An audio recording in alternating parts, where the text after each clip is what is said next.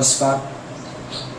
આપણે અગાઉ ચર્ચા કરેલી વસ્તી આંતરક્રિયાઓ વિશે, જેમાં આપણે અલગ અલગ 6 આંતરક્રિયાઓ એક કોષ્ટક સાથે આપણે સમજેલા કે કઈ આંતરક્રિયા બેમાંથી કઈ જાતિને લાભ થાય છે, કઈ જાતિને નુકસાન થાય છે, કઈ જાતિ તટસ્થ રહે છે અથવા તો બંનેને લાભ થાય છે કે બંનેને નુકસાન થાય છે. તો કોષ્ટક સુધી આપણે ચર્ચા કરેલી હતી. કોષ્ટકની નીચે એ કોષ્ટકને જ સમજાવતી વાત કરેલી છે કે એકબીજા સાથે પારસ્પરિક ક્રિયાઓમાં સહઉપકારિતામાં બંને જાતિઓને લાભ થાય છે, જે આપણે જોયું, અને સ્પર્ધામાં બંનેને નુકસાન થાય છે. પરોપજીવન અને પરભક્ષણ બંનેમાં ફક્ત એક જ જાતિને લાભ થાય છે. પરોપજીવન હશે તો પરોપજીવનમાં જે પરોપજીવી સજીવ હશે એને લાભ થશે, અને પરભક્ષણમાં જે પરભક્ષી સજીવ હશે તેને લાભ થશે. એ આપણે આગળ ઉદાહરણો સાથે સમજીએ. તથા પારસ્પરિક ક્રિયા બીજી જાતિ એટલે કે અનુક્રમે યજમાન અને શિકાર. પરોપજીવન છે તો પરોપજીવનમાં 2 જાતિ, એમાં જાતિ એ પરોપજીવી અને જાતિ બી યજમાન. તો એમાં જે યજમાન હશે એને નુકસાન થશે અને જે પરોપજીવી હશે એને લાભ થશે. એ જ રીતે પરભક્ષણની અંદર પ્રથમ જાતિ તરીકે પરભક્ષી સજીવ લઈએ અને બીજી જાતિ તરીકે જેનો શિકાર થવાનો છે એવો સજીવ લઈએ. તો એમાં લાભ કોને છે? પરભક્ષી સજીવ. અને જે શિકાર થવાનો છે એને નુકસાન છે. એવી પારસ્પરિક ક્રિયા કે જ્યાં એક જાતિને લાભ થાય છે અને બીજીને ન તો લાભ થાય કે ન તો હાનિ, તેને સહભોજિતા કહેવાય. જ્યારે બીજી બાજુ પ્રતિજીવનમાં એક જાતિને હાનિ થાય છે, જ્યારે બીજી જાતિ અપ્રભાવિત એટલે કે તટસ્થ, અસર વગરની રહે છે. પરભક્ષણ, પરોપજીવન અને સહભોજિતા આ ત્રણેયની એક સામાન્ય વિશેષતા એ છે કે પારસ્પરિક ક્રિયા કરવાવાળી જાતિઓ નજીકથી એક સાથે જ રહે છે. એને આપણે વધારે વિગતવાર સમજીએ તો પહેલી આંતરક્રિયા વિશે આપણે ભણીએ, પરભક્ષણ. હવે આપણે એની ડીપમાં ચર્ચા કરીશું.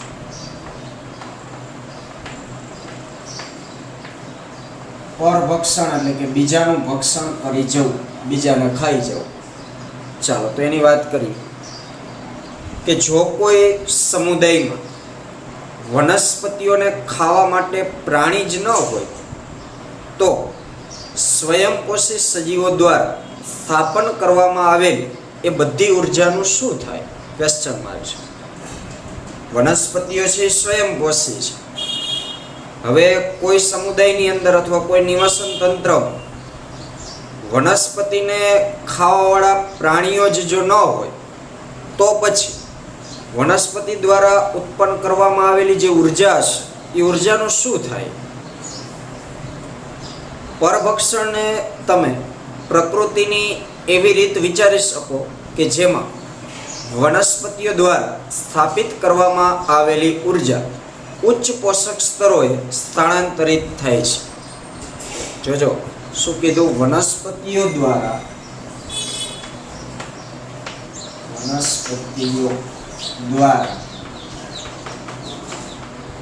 સ્થાપિત કરવામાં આવેલી ઉર્જા ઉચ્ચ પોષક સ્તરો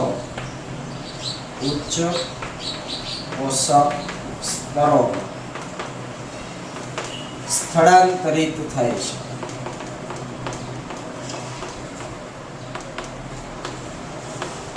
એટલે કે વનસ્પતિ છે,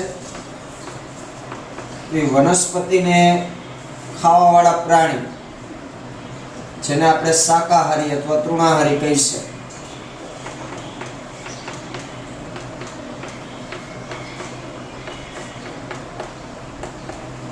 અને તૃણાહારીને ખાવાવાળા માંસાહારી.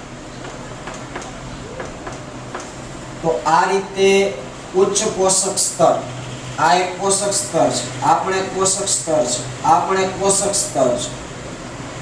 તો વનસ્પતિ દ્વારા જે કંઈ ઉર્જા ઉત્પન્ન કરવામાં આવે છે એ વનસ્પતિને ખાવાવાળા જે પ્રાણીઓ હશે, શાકાહારી અથવા તૃણાહારી, એ વનસ્પતિને ખાશે એટલે વનસ્પતિની અંદર સંગ્રહાયેલી ઉર્જા કોની અંદર જશે? એ શાકાહારી પ્રાણીઓ. પછી શાકાહારી પ્રાણીઓને ખાવાવાળા માંસાહારી. તો હવે માંસાહારી પ્રાણીઓ જ્યારે શાકાહારી પ્રાણીઓને ખાશે એટલે શાકાહારીની અંદર જે ઉર્જા સંગ્રહાયેલી હશે એ ક્યાં ટ્રાન્સફર થશે? માંસાહારી પોષક સ્તર. તો આ ત્રણે ત્રણ પોષક સ્તર છે. પ્રથમ પોષક સ્તર, દ્વિતીય પોષક સ્તર અને તૃતીય પોષક સ્તર. તો આ રીતે વનસ્પતિઓ દ્વારા જે કંઈ ઉર્જા બનાવવામાં આવે છે, જેનું સ્થાપન કરવામાં આવે છે, એ ઉચ્ચ પોષક સ્તરોએ સ્થળાંતરિત થતી હોય છે. જ્યારે આપણે પરભક્ષી અને શિકાર એટલે કે ભક્ષક અને ભક્ષી વિશે વિચારીએ છીએ ત્યારે કદાચ વાઘ અને હરણ ઉદાહરણ સહેજ જ આપણા મગજમાં આવે છે.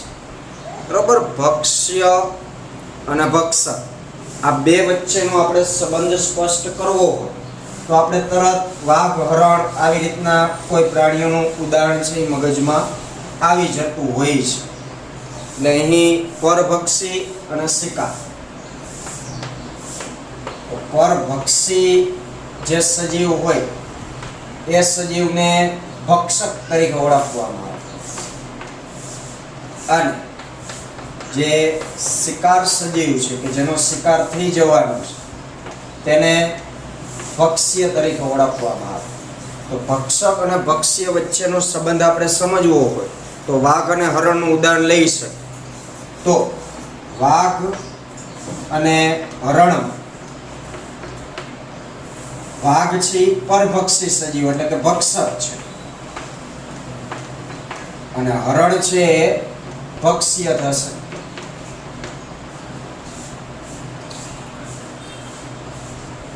પરંતુ કોઈ પણ બીજને ખાનાર ચકલી એ પણ પરભક્ષીથી ઓછી નથી, કારણ કે અહીં બીજ એટલે એ એક વનસ્પતિની પ્રોડક્ટ થઈ, તો એને આપણે ભક્ષ્ય તરીકે લઈ શકીએ કારણ કે એ પણ એક સજીવ જ છે.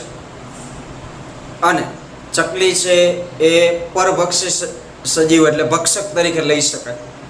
તેમ છતાં વનસ્પતિઓને ખાવાવાળા પ્રાણીઓને તૃણાહારીઓ અથવા તો શાકાહારીઓના રૂપે અલગ રીતે વર્ગીકૃત કરવામાં આવે છે, પરંતુ તે વ્યાપક પરિસ્થિતિકીય સંદર્ભમાં પરભક્ષીઓથી વધારે અલગ નથી. જે હમણાં જ આપણે અહીંયા લખેલું હતું કે વનસ્પતિને ખાવાવાળા શાકાહારી પ્રાણી એને એક અલગ રીતે વર્ગીકૃત કરવામાં આવેલા છે, તૃણાહારી, શાકાહારી આવું નામ આપી. પરંતુ ગણાય તો એ પરભક્ષી, કારણ કે એ બીજા સજીવનું ભક્ષણ કરે છે. બીજો સજીવ મતલબ વનસ્પતિ. વનસ્પતિ આખરે છે તો સજીવ જ. સજીવને ખાવાવાળા છે એટલા માટે આપણે એને પરભક્ષી કહી શકીએ. પોષક સ્તરો સુધી ઉર્જા સ્થાનાંતરિત કરવા માટે સળંગ માર્ગ રચ્યા સિવાય પરભક્ષીઓ એક બીજી મહત્વપૂર્ણ ભૂમિકાઓ પણ ભજવે છે. તો પરભક્ષી સજીવોની બીજી કઈ ભૂમિકાઓ હોઈ શકે?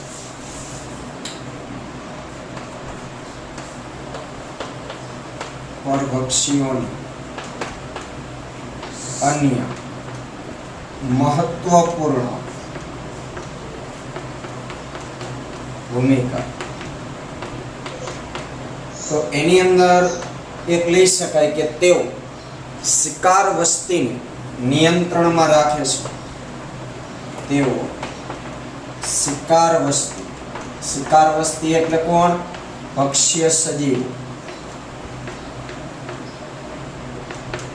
વસ્તી નિયંત્રણમાં રાખે છે.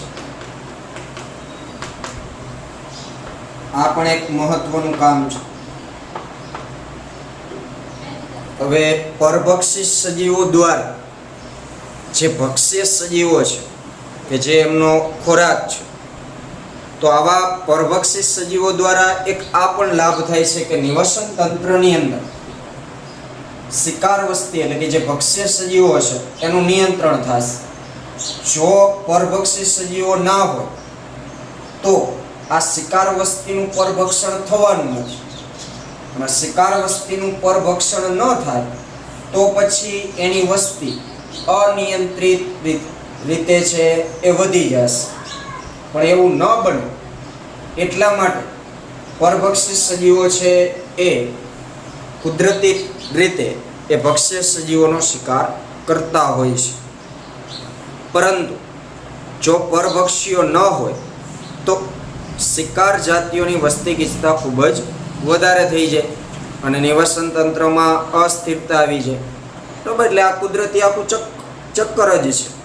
બરાબર, જેથી કરીને કુદરતની અંદર પૃથ્વીમાં દરેક જાતિની સંખ્યા મર્યાદિત રહી શકે.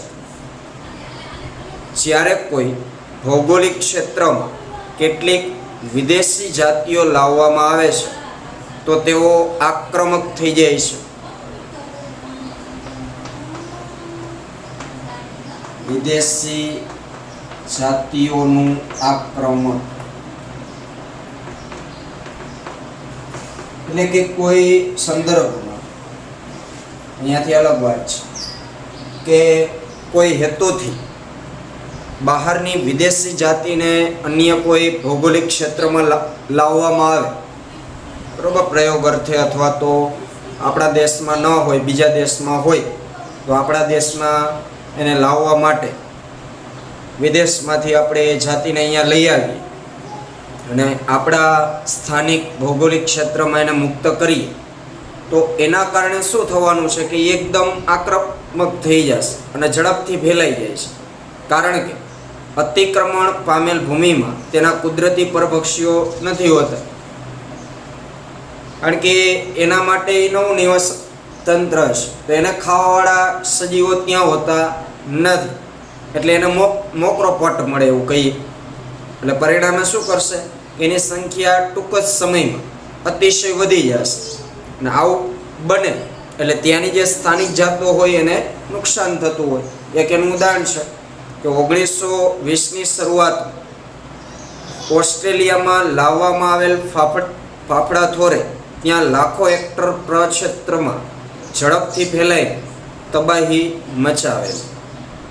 1920ની શરૂઆતમાં ઓસ્ટ્રેલિયાની અંદર ફાફડા થોર છે એ લાવવામાં આવેલો હતો અન્ય વિદેશમાંથી અને ટૂંક જ સમયમાં લાખો હેક્ટરમાં એ ઝડપથી ફેલાઈ ગયા. છેવટે ફાફડા થોર ખાના પરભક્ષી એટલે કે એક પ્રકારનું એવું ખુદું મોથ છે, જે પતંગિયાનું માસિયર ભાઈ કહી શકાય એવું જ હોય, પતંગિયા જેવું. ને તેના પ્રાકૃતિક આવાસ ઓસ્ટ્રેલિયા લાવવામાં આવ્યા પછી આક્રમક ફાફડાથોરને નિયંત્રિત કરી શકાય. કારણ કે જ્યાં સુધી ફાફડાથોર એકલા હતા અને એને ખાવાવાળા કોઈ સજીવો નહોતા ત્યારે ફાફડાથોર છે એ અતિશય ઝડપથી વધી રહ્યા હતા.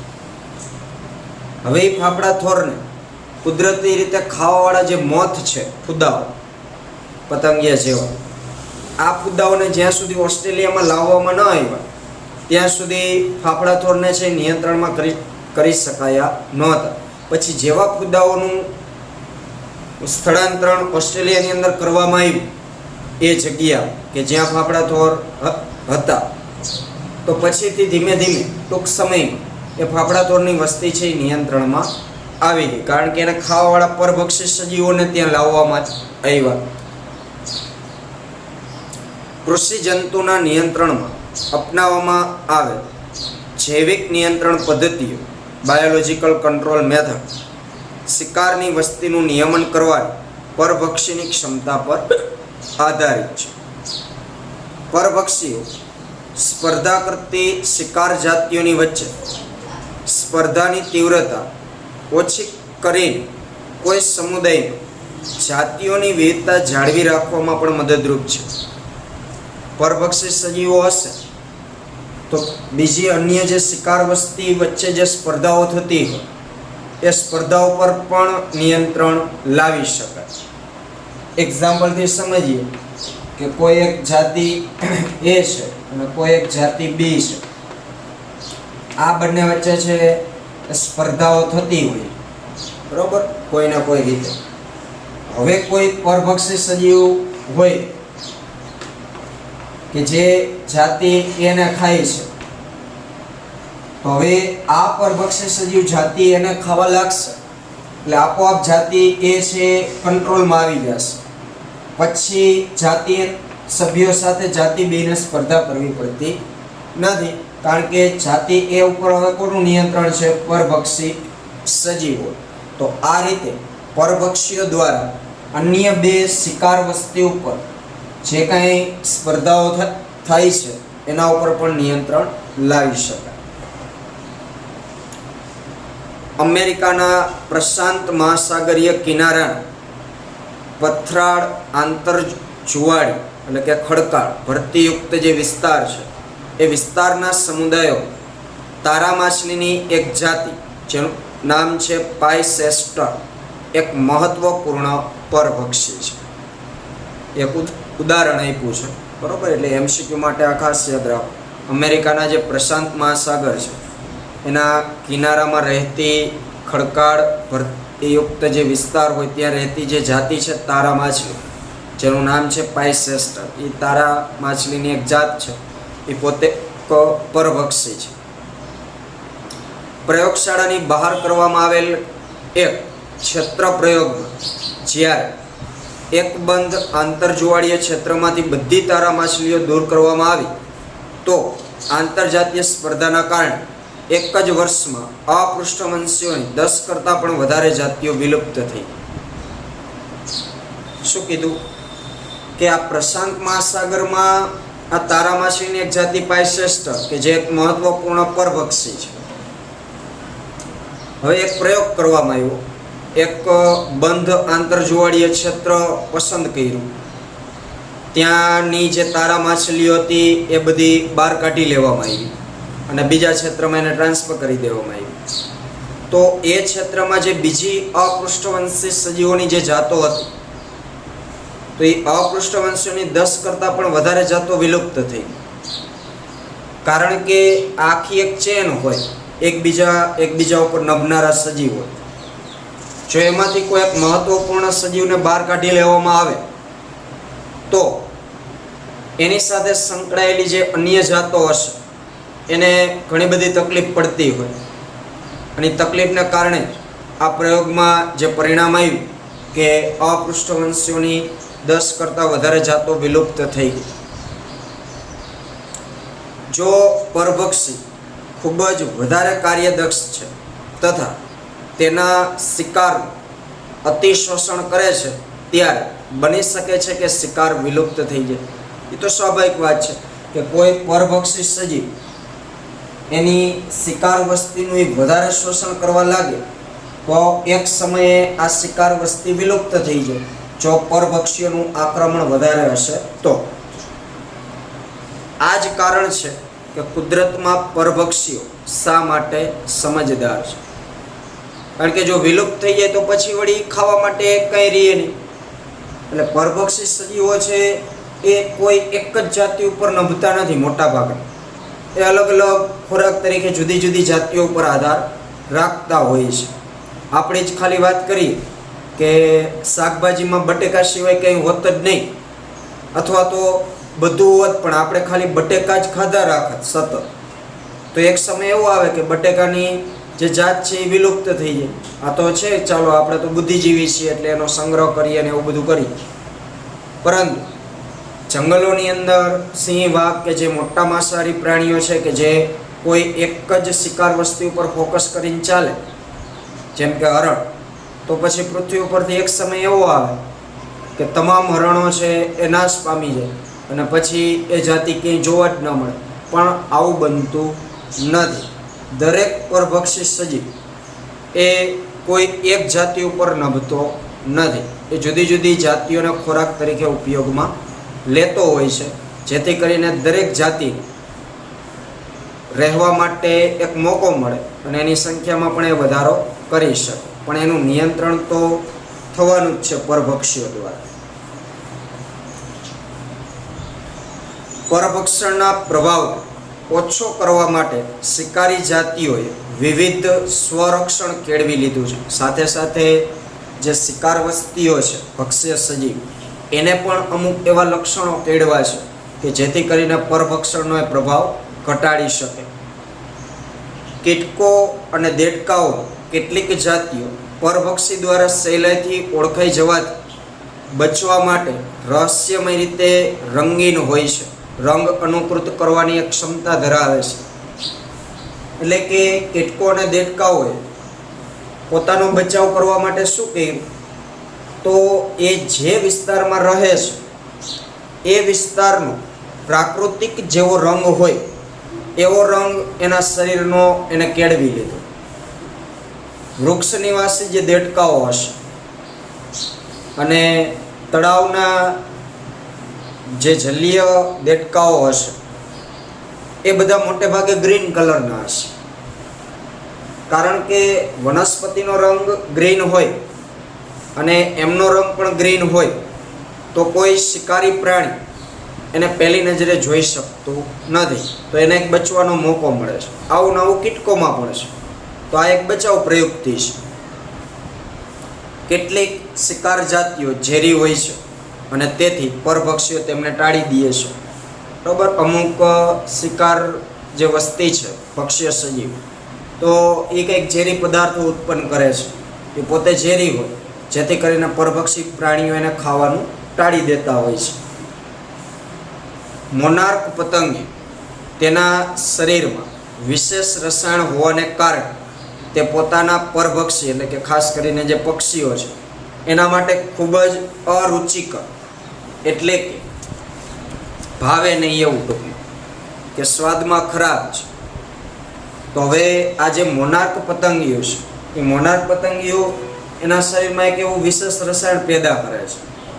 હવે કોઈ પક્ષી આ મોનાર્ક પતંગિયાને ખાશે તો એ રસાયણને કારણે એ અરુચિકર હશે, સ્વાદ વગરનું હશે, અથવા તો એકદમ ખરાબ સ્વાદ આવે, જેથી કરીને પક્ષી એને ખાવાનું છોડી દેશે. એટલે પછીથી જે મોનાર્ક જાત હશે એની ઉપર એ પક્ષી કે એ ભક્ષક સજીવ ક્યારેય હુમલો કરશે નહીં. રસપ્રદ રીતે પતંગિયું આ રસાયણને પોતાની ઈયળ અવસ્થા, કેટરપિલર જેને કહેવાય, જે બ્લેક કલરનું કોકોન હોય એમાંથી એ બહાર નીકળે ત્યારે એ શરૂઆતમાં ઈયળ અવસ્થામાં હોય, બરાબર, ડીંભી અવસ્થામાંથી પસાર થતું હોય. તો એ ઈયળ અવસ્થામાં ઝેરી નીંદણના આહાર દ્વારા એ મેળવી લે છે. બરાબર, જ્યારે ઈયળ અવસ્થામાં હોય અને જ્યારે નીંદણનો ને એનો બધો ખોરાક તરીકે ઉપયોગ કરતું હોય ઝેરી નીંદણ, ત્યારે જ એની અંદર એ રસાયણની માત્રા છે એ વધી જતી હોય છે.